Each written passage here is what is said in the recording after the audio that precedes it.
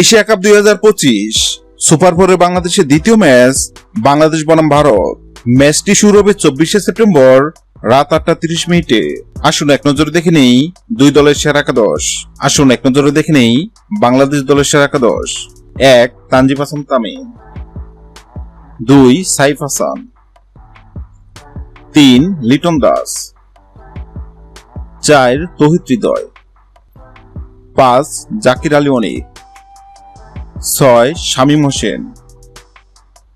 7. Rishad Hossain.